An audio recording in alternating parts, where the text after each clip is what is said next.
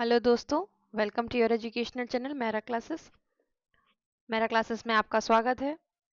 मैं हूं आपकी हिंदी की एजुकेटर डॉक्टर अलका। जैसा कि आपको पता है, आपका एग्ज़ाम होने वाला है 1 जून को, और उसी जून एग्ज़ाम की तैयारी के लिए हम निरंतर प्रयास में लगे हुए हैं। मैंने बोला था कि हर दिन आपकी जो क्लासेस है वो होंगी, और कल हमने कोई वीडियो नहीं डाला हुआ था क्योंकि आपकी जो यूनिट 9 थी वो काफ़ी बड़ी थी और उसको सिस्टमैटिक करने में टाइम लग रहा था। तो आज हम देखते हैं यूनिट 9 का हम सेकंड पार्ट देखेंगे। फर्स्ट पार्ट हमने मॉर्निंग में अपलोड कर दिया था। अब हम सेकंड पार्ट देखेंगे। इसकी सारी पीडीएफ्स और जो भी इम्पोर्टेंट नोट्स है वो हमने एप्लीकेशन पे डाल दिया है। अगर आपको कोई भी इंफॉर्मेशन चाहिए है तो आप हमसे कांटेक्ट कर सकते हैं। अब हम बढ़ते हैं अपने सिलेबस की तरफ। सिलेबस में हमने देखा था कि जो हमारा यूनिट 9 में करीब करीब हमने आधा जो सिलेबस था वो कंप्लीट कर लिया था। ठीक है, जिसमें हमने मध्य प्रदेश के जो हिंदी साहित्यकार हैं और उनकी रचनाएं हैं वो हमने देख लिया था। और इसी के अंतर्गत हमने देखा था जो हमारा प्रमुख कवि हैं, जैसे कि माखनलाल चतुर्वेदी हैं। ठीक है, ये हमने कंप्लीट कर लिया था। उसके अलावा हमने इनको कर लिया था और उन्हीं में से हमने ये सब रचनाओं को भी संकलित कर लिया था एमसीक्यूज में।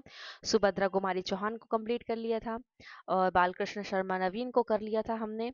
और आपका जो शिव मंगल से सुमन है, यहाँ तक हमने कर लिया था। भवानी प्रसाद मिश्र को भी हमने कंप्लीट कर लिया था। हमारा 1 घंटे का वीडियो तब हो चुका था, तब हमने यहाँ से ये चीजें यहाँ से छोड़ दी थी। तो अब हम कंप्लीट करते हैं श्री कृष्ण सरल को।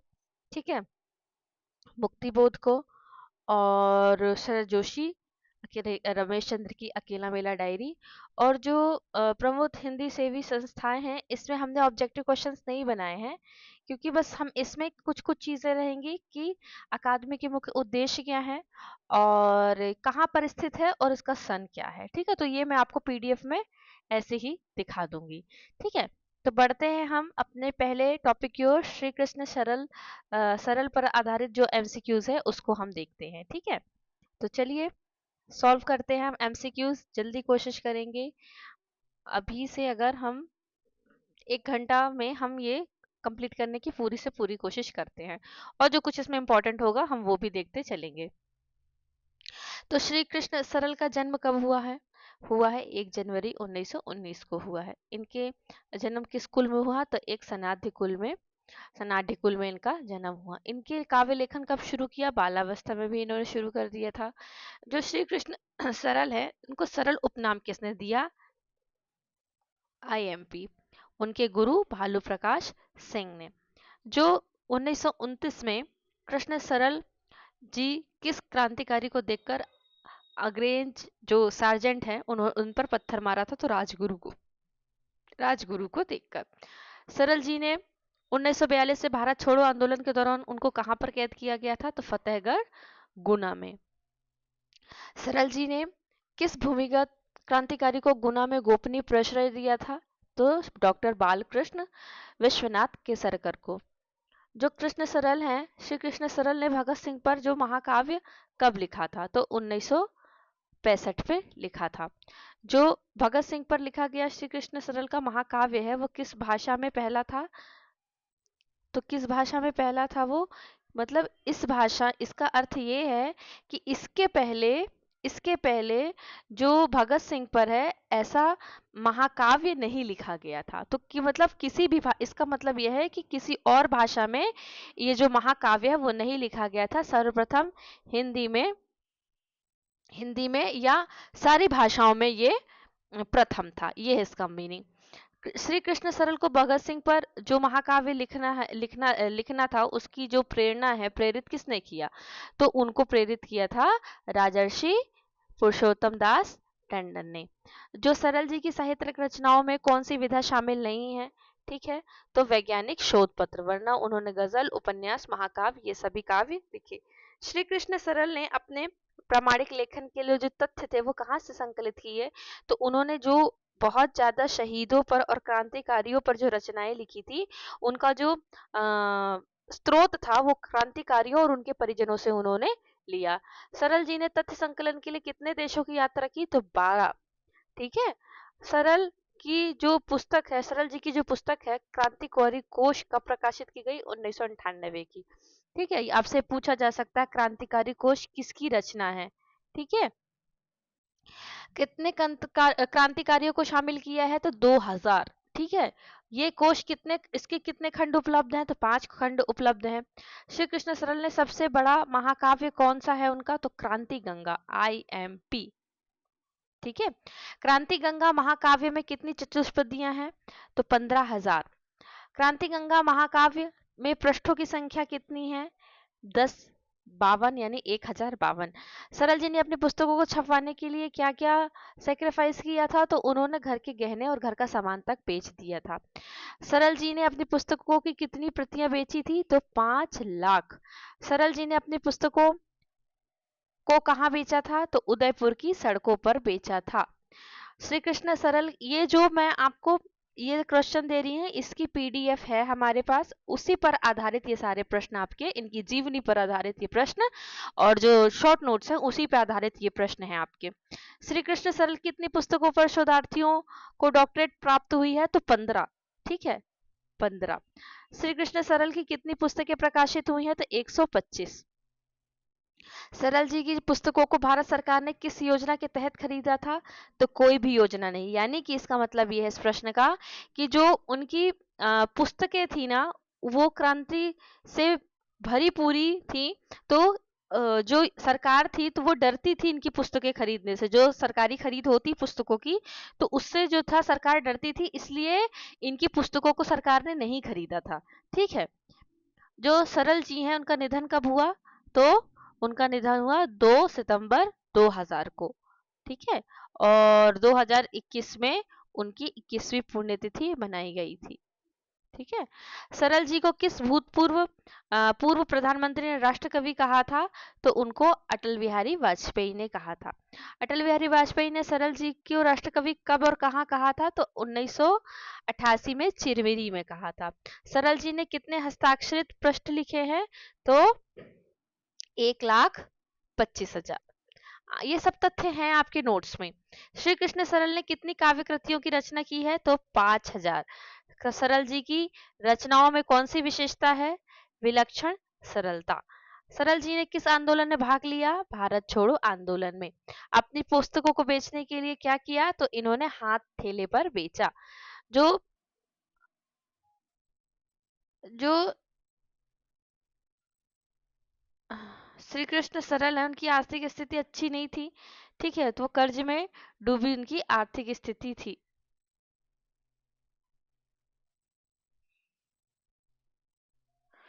सरल जी ने कितने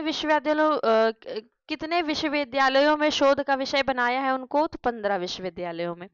ठीक है, आगे हम देखते हैं कि सरल जी ने अपने लेखन में किसको प्रमुखता दी है?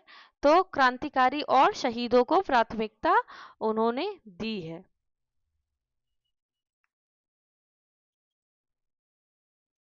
आगे हम देखते हैं आगे हम देखते हैं कि सरल जी की पुस्तक क्रांतिकारी जो कोश है, किन क्रांतिकारियों को शामिल किया गया है, मतलब समय पूछा गया है। तो 1757 से 1961 तक के। सरल जी ने अपनी पुस्तकों को कितने दामों में बेचा? तो औने पौने ने बिल्कुल बिल्कुल भी लो प्राइस पे बेचा उन्होंने। सरल जी ने कितने प्रकार के साहित्यिक विधाओं में लेखन किया? तो 10। सरल जी ने अपनी यात्रा का खर्च कैसे उठाया? निजी व्यय से। ठीक है, ये कौन सी यात्रा थी? ये वो यात्रा थी जो शहीदों के लिए उन्होंने शहीदों के लिए जो कार्य करने के लिए जो जो यात्राएं थी उसका यात्रा का है ये। सरल जी ने रचनाओं में किसकी भाव प्रमुखता दिखती? देशभक्ति। सरल जी ने कितने क्रांतिकारियों से भेंट की? हजारों। सरल जी की पुस्तकें जो क्रांतिकारी कोश है किस रूप में जाना जाता है? तो क्रांतिकारियों का इंसाइक्लोपीडिया। ये प्रश्न आपसे पूछ सकता है कई प्रकार से कि क्रांतिकारियों का, है ना, क्रांतिकारियों का इंसाइक्लोपीडिया किसने लिखा, किसके द्वारा लिखा, इसके जनक कौन है, ये इनसे पूछा जा सकता है। सरल जी ने अपनी रचनाओं को छुपाने के लिए क्या त्याग किया? अपनी संपत्ति और पत्नी के गहने। सरल जी की मृत्यु के बाद उनकी पुण्यतिथि कब मनाई गई? 21वीं पुण्यतिथि मनाई गई 2 सितंबर 1921 को। सरल जी को किस रूप में याद किया जाएगा? तो राष्ट्र कवि के रूप में याद किया जाएगा। ठीक है, तो आई होप आपको ये क्वेश्चंस अच्छे लगे होंगे। नेक्स्ट हमारा क्या है? मुक्तिबोध। ठीक है, तो चलिए हम देखते हैं। मुक्तिबोध में हम देखते हैं कि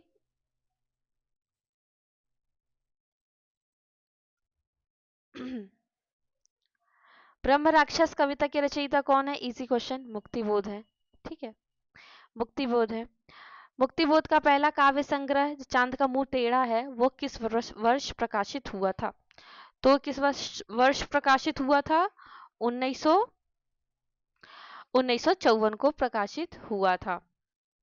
ठीक है, आगे हम देखते हैं कि जो मुक्तिबोध की कविताओं का मुख्य विषय क्या था?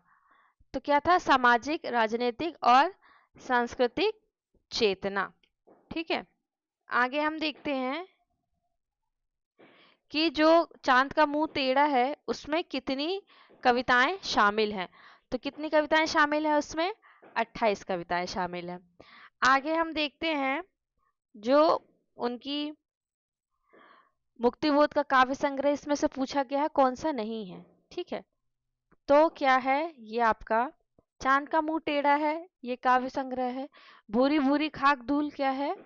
इनका काव्य संग्रह है। पर ये जो विपात्र लिखा है ना, विपात्र क्या है? इनका उपन्यास है। ठीक है, इनका उपन्यास है।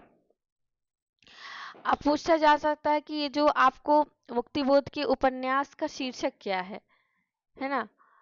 तो मुक्तिबोध के उपन्यास का शीर्षक अभी हमने देखा विपात्र।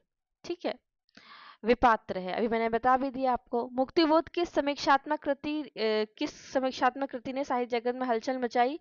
तो उनकी थी कामायनी एक पुनर्विचार, जो कि 1961 में आई थी।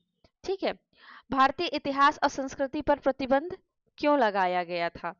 ठीक है, उनकी या इसको आपसे दूसरे तरीके से पूछा जा सकता है कि मुक्तिबोध की या किस कवि की रचना ऐसी थी जिस पर प्रतिबंध लगाया गया, राज्य सरकार ने प्रतिबंध लगाया था इसकी निर्भीक और तथ्यपूर्ण समीक्षा के कारण।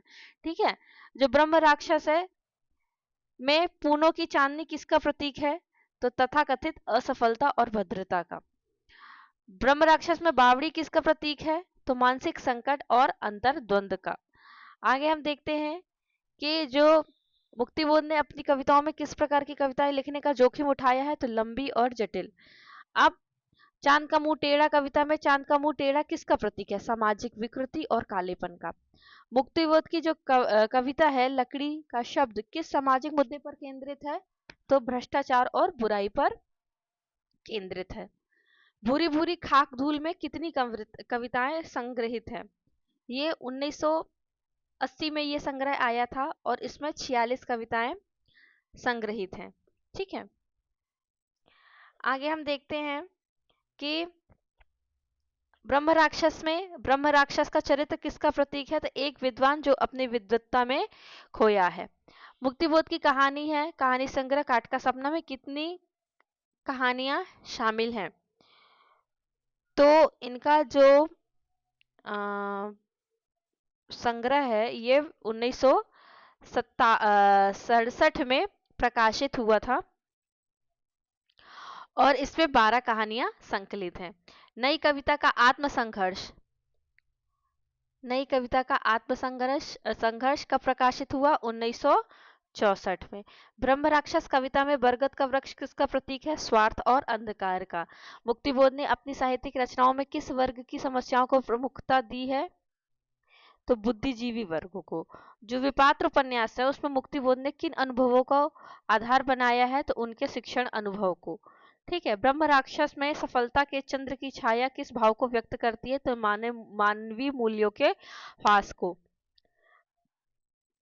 ये उतना इम्पोर्टेंट नहीं है, बस ये इम्पोर्टेंट है कि ये इनकी एक प्रमुख रचना है। कामायनी एक पुनर्विचार का पहला संस्करण कब प्रकाशित हुआ? तो 1961 में। ब्रह्म राक्षस में कवि किसके प्रति अपनी आशंका व्यक्त करते हैं? तो सफलता की छाया में भूत बन जाने की। मुक्तिबोध की कहानी जो ब्रह्म राक्षस का शिष्य किस संग्रह में शामिल है? तो काट का सपना में। इंपॉर्टेंट। नई कविता एक दायित्व। नई कविता एक दायित्व। अभी हमने क्या देखा था? नई कविता का आत्मसंघर्ष। एक इनका है नई कविता का दायित्व। मुक्तिबोध ने किस पे जोर दिया है? तो काव्य में परिवर्तन की आवश्यकता पर। ब्रह्म राक्षस में ईमान का डंडा और बुद्धि का बल्लम किसका प्रतीक है? मानवीय मूल्य और बुद्धिमत्ता का। मुक्तिबोध की जो कविता है जन प्रश्न चिन्ह बौखला उठे, ठीक है, दो तो संग्रह आपको पता है। एक है चांद का मुंह टेढ़ा, भूरी भूरी खाकदुल। ये कुछ कविताएं ऐसी हैं जो प्रसिद्ध हैं। राजनीतिक संकट को दिखलाता है। सतह से उठता आदमी संग्रह प्रकाशित हुआ 1971 में। ठीक है। ब्रह्म राक्षस कविता में कवि किसके विरोध में खड़े हैं? तो तथाकथित जीवन सफलता के विरोध में। मुक्तिबोध की कविता जो लकड़ी का शब्द, इसमें क्या जलाने की बात की गई है? तो सामाजिक बुराइयों को जलाने की बात की गई है। इनकी एक रचना साहित्य की एक डायरी का पहला संस्करण किसने प्रकाशित किया? तो ज्ञानपीठ ने प्रकाशित किया और ये 1965 में प्रकाशित हुई। ठीक है। आगे हम देखते हैं कि ब्रह्म राक्षस कविता में कवि किस प्रकार के जीवन को नकारते हैं? तो सफलता और भद्रता वाले जीवन को। मुक्तिबोध ने अपने साहित्य में किसे प्रेरक माना है? तो इन्होंने हरिशंकर परसाई जी को माना है। खपरेल के छेद और खिड़की की दरारें ये सत्य की किरणों की प्रतीक है। अंधेरे में किस संग्रह में शामिल है? Very important. तो चांद का मुंह टेढ़ा है। ठीक है।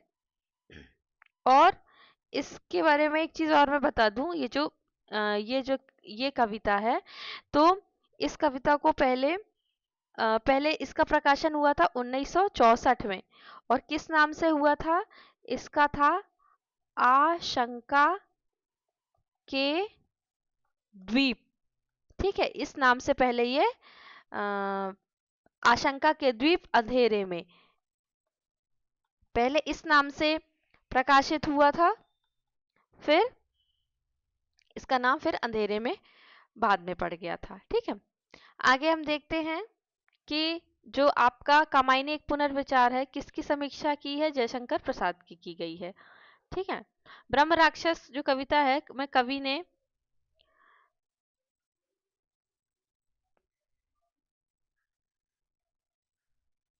किसके प्रति अपनी आशंका व्यक्त की है? तो सफलता के छाया में, हो चुका ये वाला क्वेश्चन। मुक्तिबोध की कविता मुझे कदम कदम पर, इंपॉर्टेंट, किस भाव को व्यक्त करती है? युवाओं के मन में भ्रम की स्थिति। भूरी भूरी खाक धूल में कितनी कविताएं पत्र पत्रिकाओं में पहले प्रकाशित हुई थी? 17। ये इतनी इंपॉर्टेंट नहीं है। ब्रह्म राक्षस में कवि किसे पशुओं के राज्य से जोड़ते हैं? तो स्वार्थ और अंधकार को। मुक्तिबोध ने अपने साहित्य में किसे सत्य की झलक के रूप में देखा है? तो आत्मचेतना को। नई कविता का आत्मसंघर्ष जो मैं बता चुकी हूँ 1964 में प्रकाशित हुआ है। किस साहित्यकार का विश्लेषण किया है इसमें? तो इसमें उन्होंने सुमित्रा नंदन पंत का विश्लेषण किया है, IMP। ब्रह्म राक्षस कविता में कवि किसके लिए जीवन की गीत और महकती मिट्टी की बात करते हैं? तो सामान्य जनता के लिए। मुक्तिबोध की कहानी जो आखेट है किस पत्रिका में प्रकाशित हुई थी? तो दीपना। ब्रह्म राक्षस की में कवि किसे सूरज की रवि रश्मि से जोड़ते हैं? तो सत्य और ज्ञान से। ब्रह्म राक्षस के लिए इसमें इसलिए ज्यादा प्रश्न दिए हैं क्योंकि ये आपके सिलेबस में है। ठीक है। अपने साहित्य में किसे नई संवेदनाओं का प्रतीक माना है? तो सूरज को। सतह से उठता आदमी में कितनी कहानियां शामिल है? 8। ब्रह्म राक्षस में कवि किसके प्रति सनातन विरोध की बात करते हैं? तथाकथित जीवन सफलता के बारे में। एक इनकी एक और कहानी है चमक की धनरियां। ठीक है। अब आगे कुछ चीजें हम मुक्तिबोध के बारे में देखते हैं कि इनको जो मुक्तिबोध है ना, मुक्तिबोध को कहाँ है? हाँ, यहाँ देखते हैं। IMP लिख के। तो जो मुक्ति बोध है इनको क्या कहा जाता है? इनको कहा जाता है, इनको कहा जाता है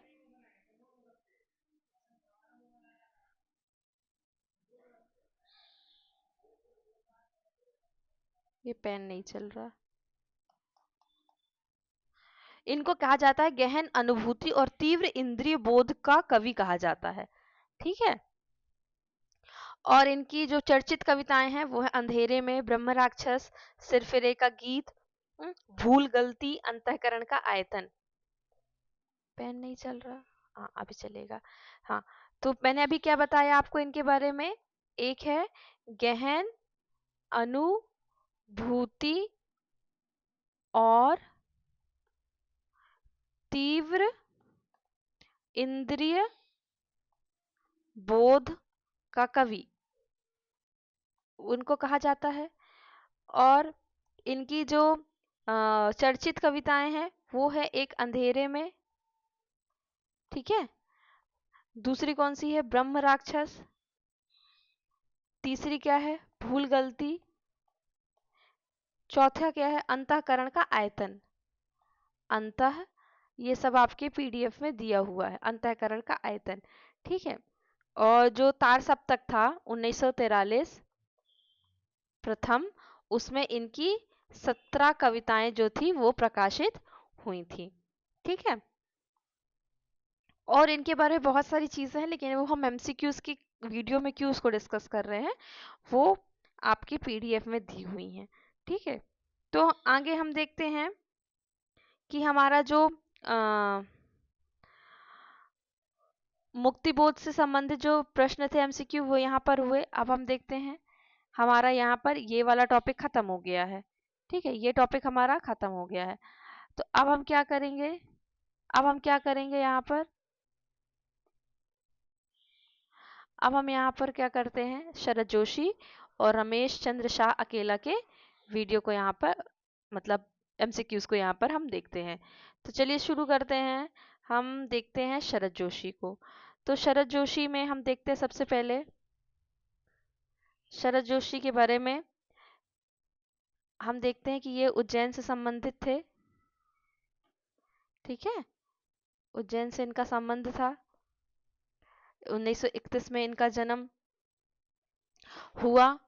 व्यंग्यकार थे, सबसे इंपॉर्टेंट बात, ये क्या थे? व्यंग्यकार थे। पीडीएफ आपको दी गई है, इनके बारे में और जो कुछ डिटेल होगा आप वहां पर देख लीजिएगा। तो चलिए शुरू करते हैं कि किस साहित्यिक विधा के लेखक के रूप में जाने जाते हैं? तो व्यंग। ठीक है, व्यंग के बारे में ये उतना इम्पोर्टेंट नहीं है, लेकिन पीडीएफ में दिया हुआ था तो यहाँ पर क्वेश्चन ऐड कर दिया था कि कैलाश मंडलेकर के अनुसार शरद जोशी ने हिंदी व्यंग्य में क्या विशेष योगदान दिया? तो विश्लेषणात्मक और गहन अंतर्दृष्टि। जोशी जी के जो व्यंग्य कार्यों का मुख्य फोकस या मुख्य जो ध्येय था वो क्या था? मुख्य ध्येय क्या था? तो क्या था? रोजमर्रा की घटनाओं के पीछे छिपे सत्य को उजागर करना। बहुत इंपॉर्टेंट बात। आपने अगर टीवी देखा हो आज से 10-12 साल पहले, एक चैनल है सोनी का, सब टीवी। ठीक है, सब टीवी करके आता था, सब टीवी करके आता था। उसमें एक सीरियल आता था लापतागंज, है ना? तो लापतागंज की जो कहानियां थी ना वो इन्हीं पर आधारित थी। किस पे? शरद जोशी की कहानियों पर ही आधारित थी। देखा मैंने कितनी इंपॉर्टेंट बात आपको बता दी, जो हम अनुभव करते हैं। तो उसमें आप देखते हैं जो इसमें लिखा है ना, रोजमर्रा की घटनाओं के पीछे छिपे सत्य को उजागर करना, तो इसमें ऐसे ही होता है। बिल्कुल नॉर्मल लोग रहते हैं और छोटी छोटी सी घटनाओं के पीछे जो जीवन का व्यंग्य रहता है, राजनीति का जो व्यंग्य रहता है, समाज का जो व्यंग्य रहता है, वो उसमें वहां हमको दिखाई पड़ता है।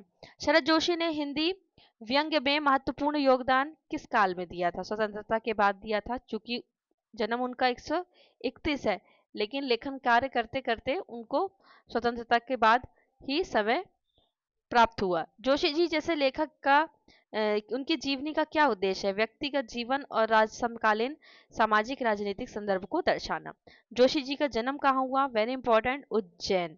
जोशी जी का जन्म कब हुआ? डेट याद रखिए, 21 मई 1931 या फिर 1931, इतना याद रखिएगा। शरद जोशी के बचपन का नाम क्या था? बच्चू। जोशी जी के पिता का क्या नाम था? श्रीनिवास जोशी। उनकी माता का नाम क्या था? शारदा या शांति देवी। और इसी से देखो कितना इजी है ना, शारदा और शरद, है ना, इससे आप रिलेट कर लीजिएगा। और शरद जोशी के परिवार में कितने भाई बहन थे? 6। पढ़ाई के अलावा किन पुस्तकों की पढ़ी, मतलब इसका, इस प्रश्न का ये मतलब है कि शरद जोशी को पढ़ाई के अलावा उनको अन्य पुस्तक पढ़ने की अनुमति नहीं थी। ठीक है, कोई भी जो पुस्तक थी उनको पढ़ने की अनुमति नहीं थी एक्सेप्ट उनकी पढ़ाई की। प्रारंभिक शिक्षा कहाँ प्राप्त की? तो मध्य प्रदेश के विभिन्न छोटे बड़े स्कूलों में, यानी मध्य प्रदेश में ही था। बीए कहाँ से हुआ? होलकर कॉलेज इंदौर से। ये पीडीएफ पे था, राजेंद्र सिन्हा का उल्लेख था, तो वो यहाँ पर किया गया है कि उनके जीवन में संकट के समय समस्या ढूंढने की क्षमता उनमें थी। जीवन में संघर्ष कब प्रारंभ हुआ? माता पिता के देहावसान के बाद। नौकरी क्यों शुरू की? क्योंकि परिवार की जिम्मेदारियां उन पर काफी थी। शरद जोशी ने आकाशवाणी इंदौर में किस पद पर काम किया? Script writer. मध्य प्रदेश सूचना विभाग की नौकरी क्यों छोड़ी? 2 प्रश्न इससे ये बनते हैं कि एक तो उन्होंने यहाँ पर काम किया, कहाँ? सूचना विभाग में। और छोड़ी क्यों? क्योंकि अधिकारियों के विरोध और लेखन पर प्रतिबंध के कारण। ठीक है, आगे देखते हैं। शरद जोशी ने किस समाचार पत्र के लिए नियमित रूप से लिखा? तो नव भारत टाइम्स, वेरी इंपॉर्टेंट। साहित्यिक दुनिया में शरद जोशी को किस कारण संघर्ष करना पड़ा? चतुर ठेकेदारों और असहयोगी माहौल के कारण। ठीक है, जोशी जी के अनुसार हिंदी में लेखक होने का अर्थ क्या है? अपराधी की तरह घूरने वाली निगाहों का सामना करना। जोशी जी ने अपनी शादी किसके साथ की जिससे सामाजिक संघर्ष बढ़ गया? तो इरकाना नाम की महिला थी जो गैर जाति, मतलब उनकी समाज की नहीं थी। जोशी जी की आर्थिक स्थिति कैसी थी? मध्यम वर्गीय, लेकिन आर्थिक तंगी से ग्रसित थे। साहित्यकार, मैक्सिमम आप अगर हिंदी के साहित्यकारों को देखेंगे तो मतलब कि आर्थिक स्थितियां उनकी काफी अच्छी नहीं थी। उनकी बेटी, ये पीडीएफ में दिया हुआ था कि उनकी जो बेटी है नेहा, आर्थिक दृष्टिकोण के बारे में क्या बताया था, है ना। और मैंने प्रश्न आपको पहले करवा दिए थे कि जो लास्ट ईयर आपसे पूछे गए थे, है ना, वो मैंने करवा दिए थे। उसमें शरद जोशी का व्यंग पूछा गया था। ठीक है, तो उनके घर में कोई आधुनिक सुविधाएं नहीं थी, ऐसे उनकी बेटी ने कहा था। आगे देखते हैं कि शरद जोशी ने व्यंग लेखन की प्रेरणा उनको कब से मिली? बचपन से मिली थी, जब उन्हें छिपकर लिखना शुरू किया था। बचपन में वो किस नाम से लिखते थे? तो ये तो हमने देखा था, ये तो उनके स्वयं का बचपन का नाम था, लेकिन वो इस नाम से बचपन में लेखन कार्य करते थे। शरद जोशी की लेखन शैली को क्या प्रेरित करता था? तो सामाजिक और राजनीतिक विसंगतियां। इनकी पहली प्रकाशित रचना क्या थी? तो वो थी सितारे। ठीक है, प्रकाशित रचना क्या थी इनकी? सितारे।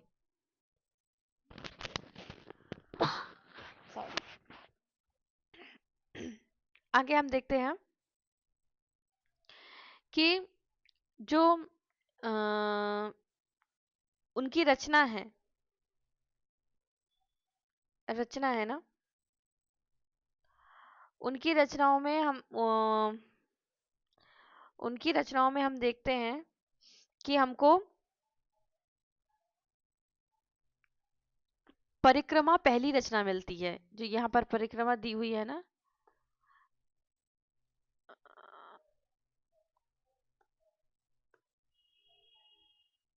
परिक्रमा हमको पहली रचना दिखती है जो कि 1958 में आई थी।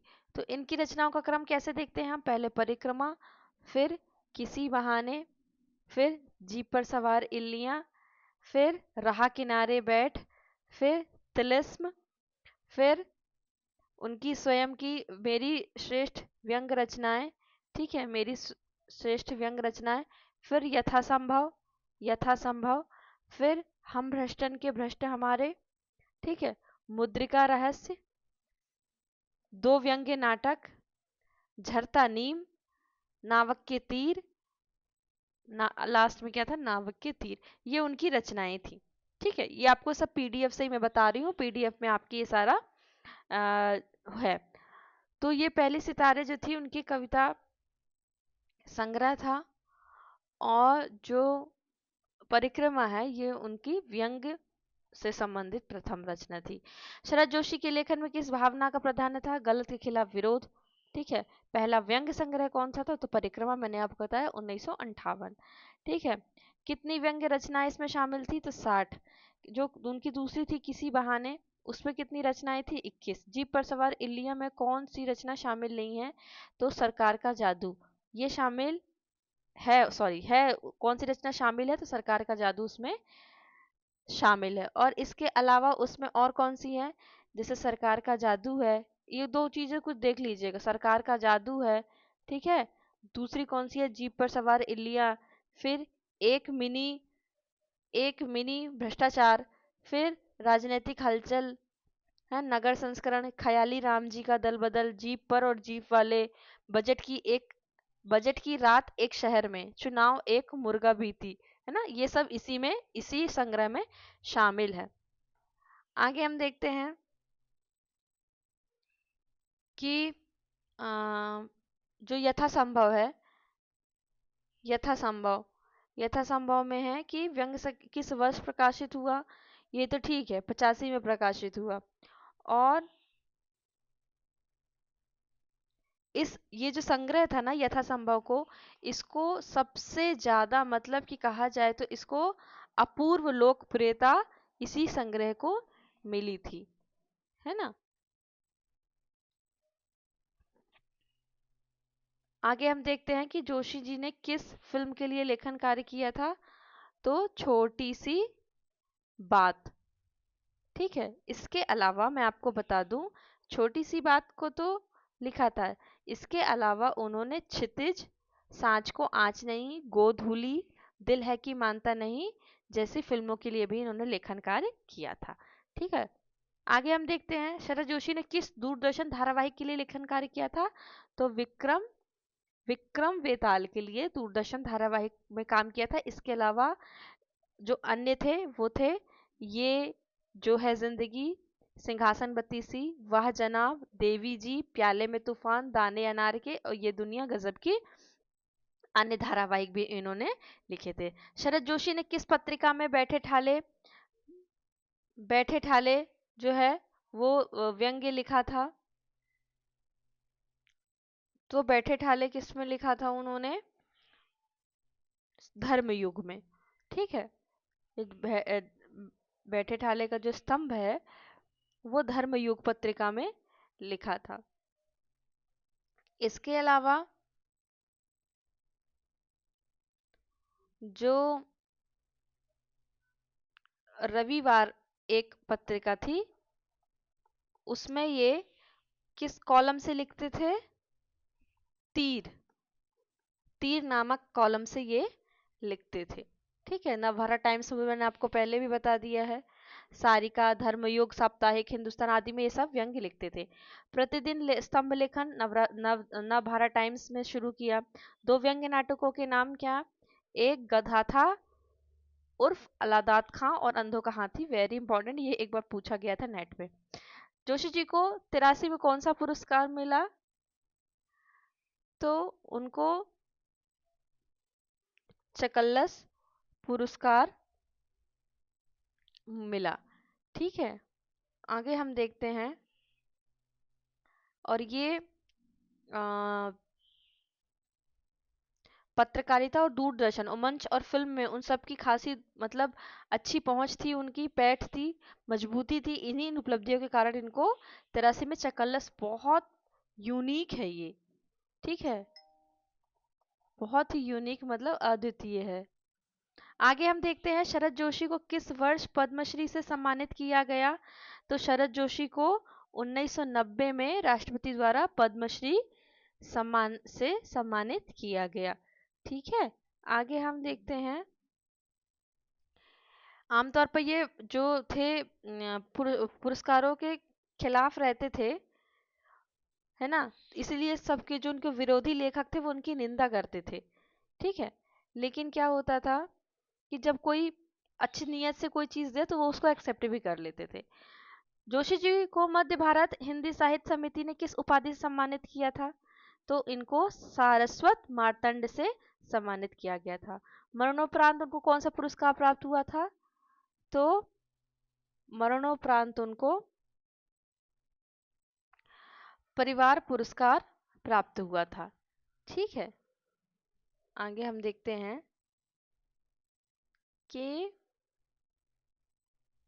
ये पूरी जो आपको एमसीक्यूज मिल रहे हैं ना, ये समझ लीजिए कि एक प्रकार से पूरा शरद जोशी के स्टार्टिंग से लेकर जन्म से लेकर अंत तक के लिए ना, ये पूरा आपके पास एक चिट्ठा है जिसमें पीडीएफ में पूरी एक एक चीजें उनकी विशेष मतलब उनके विषय में जो कुछ हो सकता है वो सब इसमें दिया हुआ है। शरद जोशी को पुरस्कारों के प्रति क्या दृष्टिकोण था? मैंने बोला ना कि वो सरकारी पुस्तकों के खिलाफ थे लेकिन स्वीकार कर लेते थे यदि ये साफ हो। इसलिए जब उन्होंने पद्मश्री उनको मिला तो जो लोग अगेंस्ट विरोधी लेखक थे वो इनकी उपेक्षा कर रहे थे। इनका देहावसान कब हुआ? तो इनका देहावसान हुआ 1991 में। मृत्यु का कारण क्या था? कि इनको डायबिटीज और अन्य स्वास्थ्य समस्या थी। ये सिर्फ आपकी जानकारी के लिए बताया जाए, पेपर में नहीं पूछा जाएगा। जोशी जी की मृत्यु के पहले उनकी क्या इच्छा अधूरी रह गई थी? उनके एक बेटे का विवाह नहीं हुआ था।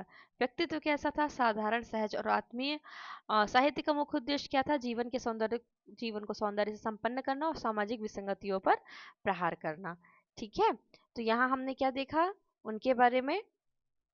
बहुत सी जीवन के बारे में, खासियत उनकी जीवनी के बारे में हमने बहुत सारी चीजें यहीं पर देखी। अब आगे हम क्या देखते हैं कि जो हमारे अन्य रचनाकार हैं जिनका नाम है रमेश चंद्र शाह। ठीक है, रमेश चंद्र शाह को हम देखते हैं और थोड़ा सा हम देखेंगे कि जो रमेश चंद्र शाह की जो रचना हमारे में दी हुई है अकेला मेला, उसके बारे में हम थोड़ी सी चीजें यहाँ पर देखेंगे। इसको भी मैंने आपकी जानकारी के लिए थोड़ा सा यहाँ पर ऐड कर दिया है। ठीक है, फिर हम अपने एमसीक्यूज करेंगे यहाँ पर, इन्हीं के नीचे एमसीक्यूज करेंगे। तो देखिए, पहली बात, जो आपकी अकेला मेला डायरी है वो जनरली जैसे हमारी अन्य कवियों की रचनाएं होती हैं वो अ, पूरे अगर भारतीय स्तर पे देखा जाए, भारत के स्तर पे देखा जाए, तो ये जो रचना है ना ये जल्दी से हमें किसी अन्य पाठ्यक्रम में मिलती नहीं है।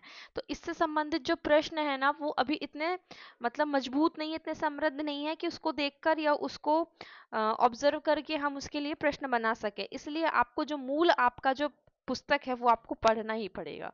ठीक है, मूल पुस्तक पढ़ना पड़ेगा और उसको आपको स्वयं समझना पड़ेगा, क्योंकि डायरी में ऐसा है कि पहले पहले पेज की जो पहला पेज है उसमें कोई और बात कर रहे हैं, दूसरे पेज में कुछ और बात कर रहे हैं, तीसरे पेज में कुछ और बात कर रहे हैं। मतलब एक जो कंसिस्टेंसी होती है, निरंतरता होती है, वो आपको इस डायरी में कहीं पर भी एक चीज देखने नहीं मिलेगी। हर पेज में आपको अलग अलग चीजें मिलेंगी। तो इसमें से हमने बहुत सार ग्रहण करने की कोशिश की है। पहली बात तो ये है कि उन्होंने जब पुस्तक शुरू करते हैं तो वीरेंद्र कुमार जैन को श्रेय दिया है। ठीक है, जिन्होंने क्या किया, सर्वप्रथम मेरी डायरी को अपनी पत्रिका में प्रकाशित किया।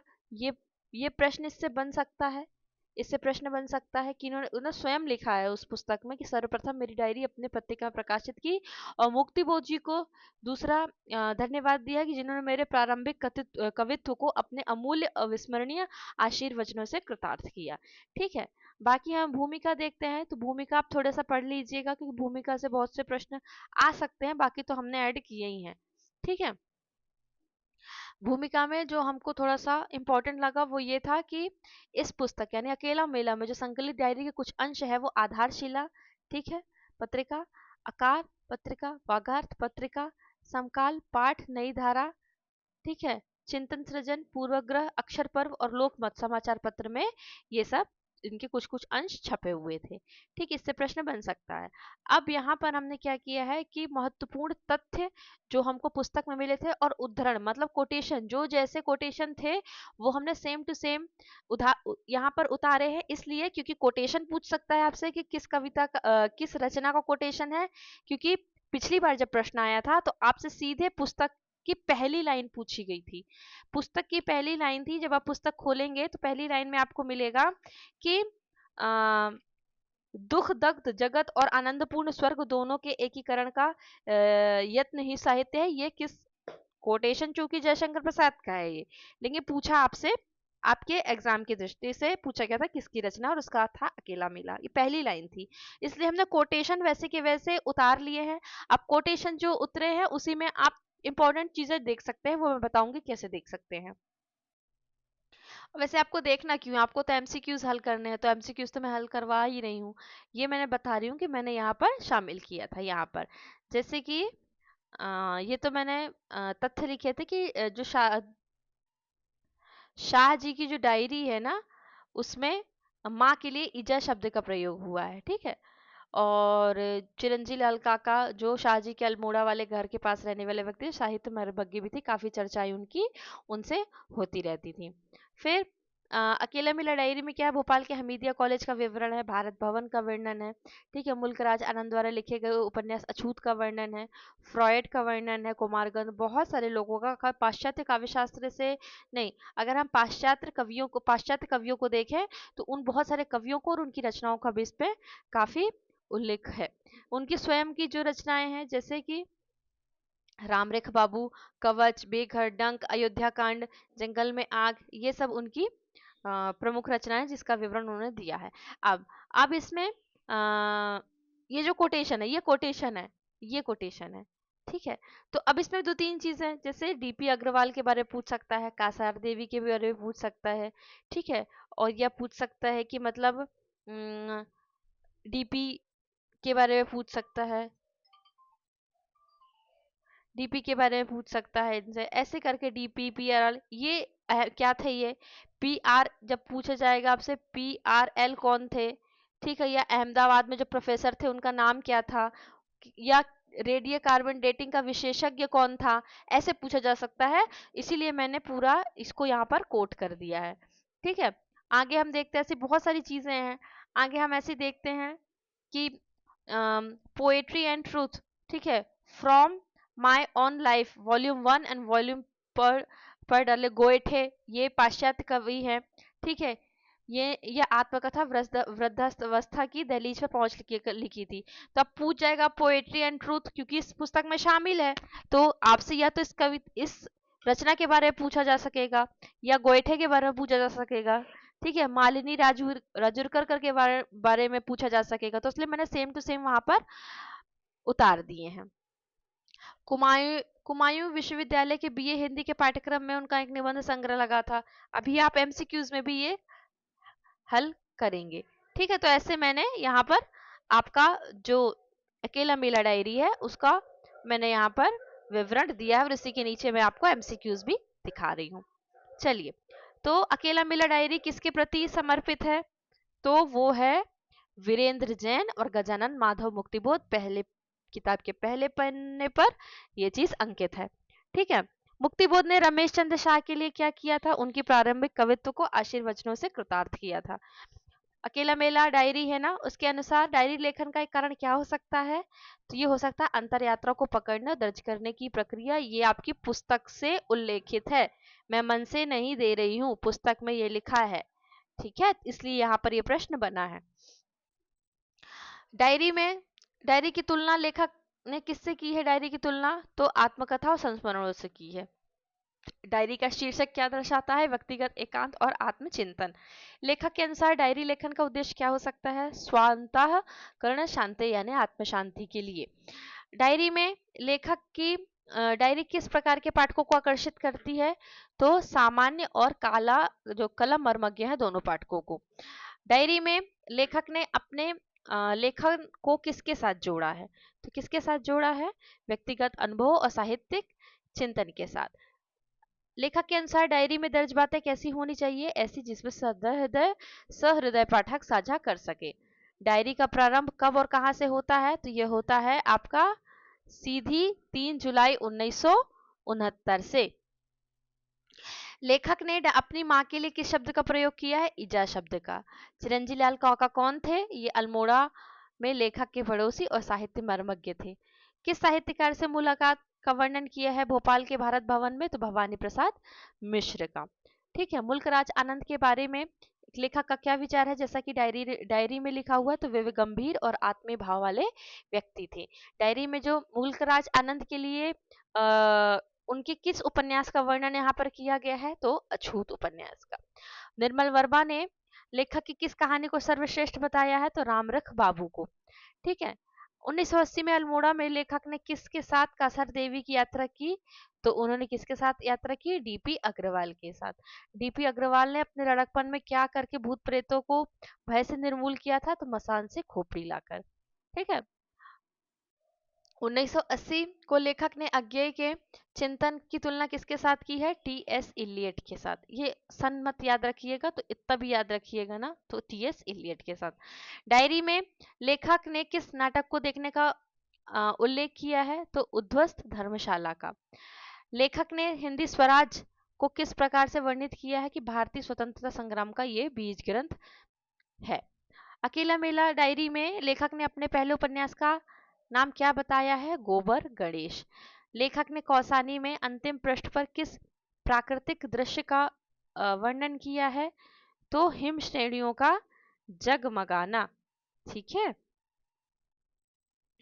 आगे हम देखते हैं कि इस अकेला मेला डायरी में इसका अंतिम पृष्ठ कब और कहाँ का है? तो कौसानी 1 अक्टूबर 1986। बाकी मैंने पीडीएफ में बता दिया उनके बारे में। थोड़ा सा नरमेश चंद्र शाह के बारे में अगर मैं आपको और बता दूं तो इनका जो जन्म हुआ था वो उत्तराखंड में अल्मोड़ा जिले में हुआ था, लेकिन इनका कार्यक्षेत्र जो था वो कहाँ था? मध्य प्रदेश में बहुत ज्यादा था, इसलिए हम इनको यहाँ पर पढ़ रहे हैं। ठीक है। आगे हम देखते हैं कि इन्होंने बहुत सी विधाओं में अपनी रचनाएं लिखी, जैसे कहानी संग्रह।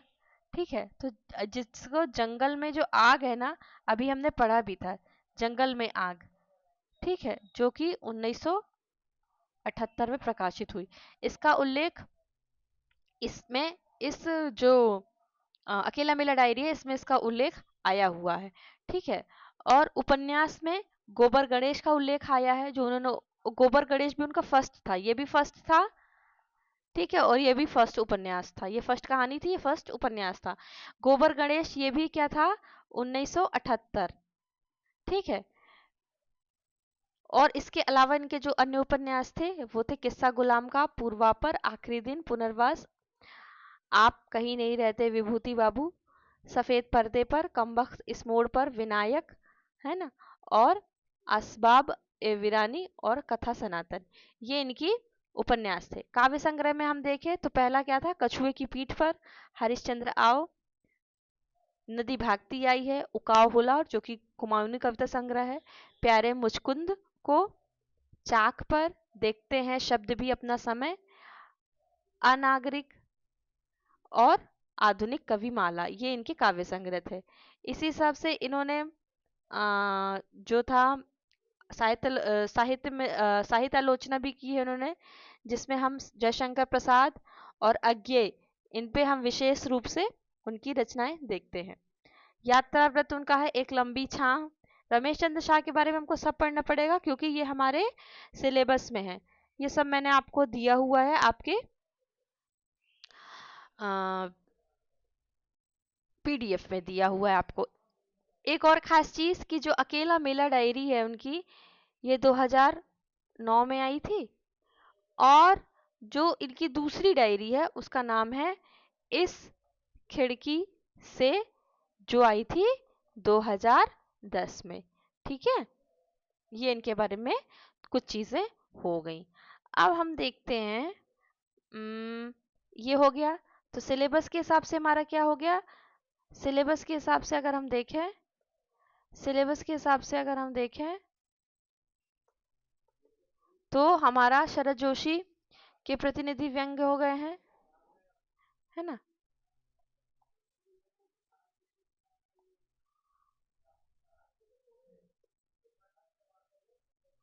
और हमको देखना अब मध्य प्रदेश की प्रमुख हिंदी सेवी संस्थाएं और मध्य प्रदेश साहित्य अकादमी। ठीक है, 1 मिनट मैं देखती हूँ।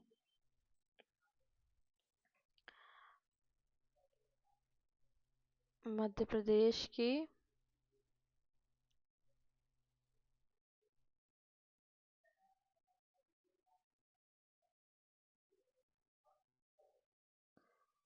इसमें अभी नहीं है, मैं आपको ऐसे ही बता देती हूँ, या फिर मैं आपको जब मैं यूनिट शुरू करूँगी कौन सी 8 यूनिट शुरू करूँगी तब मैं आपको बता दूंगी। इसमें ज़्यादा कुछ नहीं है, चलिए मैं एक बार आपको ऐसे ही बता देती हूँ। यहाँ पर अकेला मेला के पास बता दूँ, यहाँ पर बता देती हूँ, ब्लैंक पेज में बता देती हूँ मैं आपको, है ना। यहाँ पर देखिए, जो आपका रचनाएं हैं वो मध्य प्रदेश की जो प्रमुख हिंदी सेवी संस्थाएं हैं, उसमें सबसे पहले क्या आता है आपका साहित्य अकादमी। ठीक है, साहित्य अकादमी आता है। इसकी जो स्थापना है वो 1954 में हुई है। और इसका पहले जो मुख्यालय था वो कहाँ था, पहले नागपुर में था। और जब भी मध्य प्रदेश की जब स्थापना हुई तो भोपाल में इसका जो मुख्यालय है वो यहाँ पर आ गया।